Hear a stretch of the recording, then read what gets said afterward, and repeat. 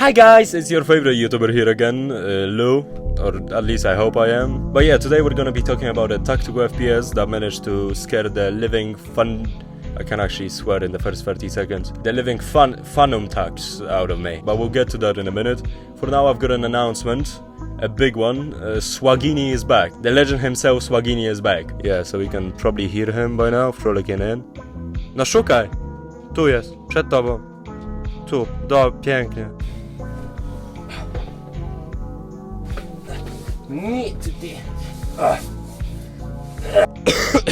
If you're wondering how I got him back, in case I didn't already show you, this is the clip.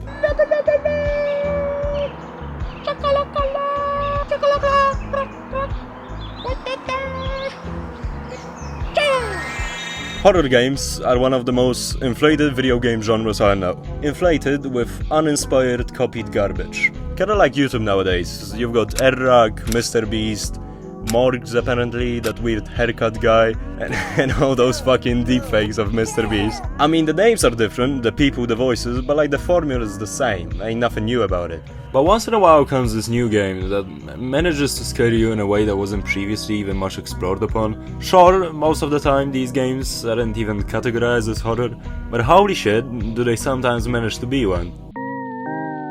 Now, Ready or Not is an intense, tactical first-person shooter. There is no clear mention of it ever trying to scare you. Sure, as you keep reading the Steam description, you'll find warnings telling people which have experienced events such as these in the past to refrain from playing the game. But who the fuck reads descriptions, right? This is a shooty gun game. And at its core it is just that. Some of the levels in this game manage to just be quick ins and outs, not really providing any sense of horror. But once in a while, you'll find a level that truly tries to scare you and fucking excels at it. These special encounters make you feel immersed in the situation, so much so that you start treating it like real life. Boom boom. Oh my god, oh my god, oh my god! They do it by either getting you all alone against only a couple of enemies, or making you enter what seems to be a hellhole with a gazillion of enemies. Basically, they ground you in reality. And with an amazing soundtrack being just ambient noise in, for example, a nightclub, it manages to tell you what it really means to be a goddamn law-abiding fucking bringer of justice. Not in a badass way, more in a what the flip, I'm just human, man kind of way. Anyway, today we're going to be going over two individual levels. One's called A Lethal Obsession, and it takes place in Sullivan Slope, and the other Neon Stump, which takes place in a nightclub. I didn't actually write it's on the fucking screen, okay? Private property, no trespassing my ass, boy. Look at this goddamn bitch right here. Oh my god, is that Shrek?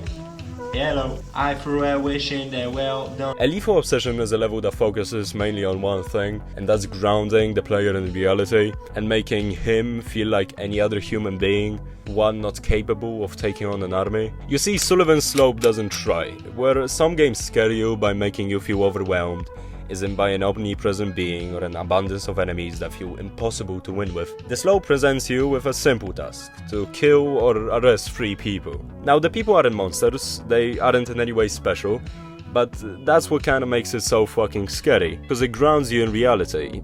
There is no war, there is no impossible task, it's just a simple duel between 2 humans, or in this case 4, but we'll get to that in a minute. For now, it's you and another man. Had the game given you 10 enemies and been like, go fuck them up, you'd probably feel like a badass, an absolute unit ready to take on an army. But the game doesn't. It doesn't try to make you feel special, it makes you feel scared. Scared of somebody just like you. Get on the ground, bitch! Get on the goddamn ground right now, boy! Put your ass... The fuck am I saying, put your ass? Really, in its simple objective, it shows you that you're not worth more than them, and in doing so, it doesn't actually have to make the enemy be in any way stronger than you. It gives you the perception of an even chance, a 50-50, you or him. Now, what man would take a 50-50 chance to either die or kill? Or at least to all the Sigmas, what man wouldn't be scared in taking one? Goddamn criminal, goddamn junkie. Why did I almost shit my pants right there? Like, I swear to God, bro. Why am I actually scared, man? Cause you're human, cunt. You can't kill 10 people. Like, not even physically, but like psychologically. We've all seen Breaking. That being said, sure, they still gave us 3 foes instead of 1 in the level.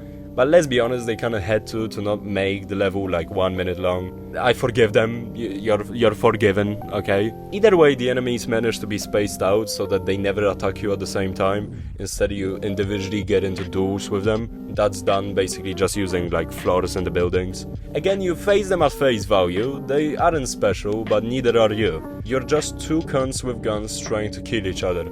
You may call this unauthorized use of force. I call it justice, bitch. And like really, I know I'm repeating myself, but like I feel like too often in video games are you faced with realistically impossible challenges just to make the player feel badass and excited, you know, rad, yeah. Is it to kill 200 bloody goblins or pick up 1,000 kilograms worth of gold? And in video games, yeah, it's exciting, but let's be honest, realistically, were you to go and kill one goblin in real life, I'm sure me and you would be shitting our pants. It's a goblin. That little slimy cunt is scary, man. I'm still sick, by the way. I'm still fucking 39 degrees Celsius. Now, compared to Sullivan Slope, I think Neon's Tomb has two things going for it. First one is its high realism and the way that the club and death in it is portrayed. And the second one is the way that what the fuck? And the second one is the way that it forces you to go into highly uncomfortable situations. First, let's talk about the realism though. No to, przepraszam. The level starts off with a long walk through some corridors and spaces, a minute or so of it, during which you won't have any contact with the actual enemies, but you'll see what they left, as in like the dead bodies and just the bloodshed. Sure, most of the props used aren't anything creative, it's just piles of corpses and some blood 2D splatter. We've seen that. But this game manages to actually add various little details to the seemingly normal, usual props, to truly create this feeling that what you're seeing is fresh, as gruesome as it sounds. The telephone, man, like the telephone is ringing. What the fuck? The corpses feel as though they were living a minute ago. You aren't just walking into an empty building and the only way you find out that it was once lived in is through some backhead narration, right? You can tell this place was alive. It feels real, or at least it feels like it was real. The details range from simple prop placement, like the corpses being placed in locations that humans would naturally tend to hide in or run to the ringing of cell phones on the dead bodies. But yeah, anyway, that's about it for the realism. It's just in the details. Let's circle back to the other thing, which is the way that this level forces you to squeeze into places you don't want to go into. Oh my gosh, she's gonna bow. Oh my gosh, she's gonna bow. What the fuck? Let me out. Oh my gosh, she's gonna. Turn around. Okay, fuck this shit, bro. Fuck this shit. This honestly goes hand in hand with the realism presented in the level. You see, like the long walk at the start kind of makes you resent actually following through and going into the club. Especially that as the level progresses, the situations you're going to end up in will feel less and less comfortable. Because, let's be honest, it's easy to fight in a well-covered area with clear angles, but the moment that you realize you have to go out into a sauna with glass walls, tons of LED pools, you're going to feel overwhelmed from every possible fucking angle. Look at this shit, where is he? Oh my god, man! Okay, now we run. Oh my god, man, look at... Hit him! Okay, Swagini just went to sleep. Same as, for example, the dance floor in the nightclub. Not only is it an open area that spans 2 floors with terraces and the like, but it also has tons of these VIP sections where anybody could hide in, and the visibility reaches fucking zero the moment the disco lights hit your eyes. So yeah, in a way, you don't want to actually go into these spaces, but to actually progress, you have to.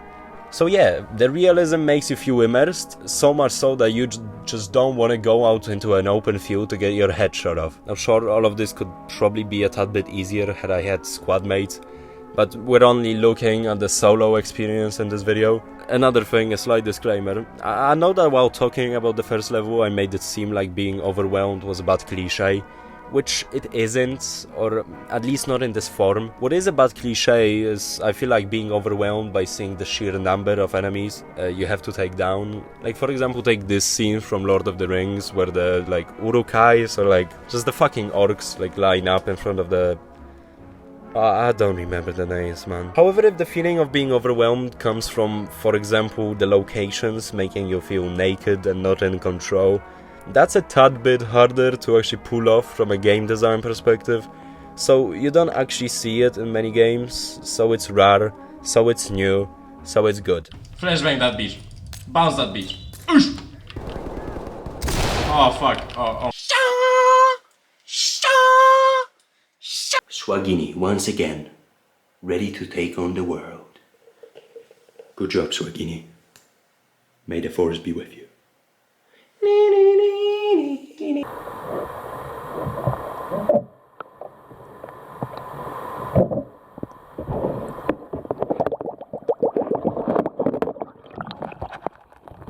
Okay guys, I just wanted to say thank you so much for 200 subscribers, it means a lot.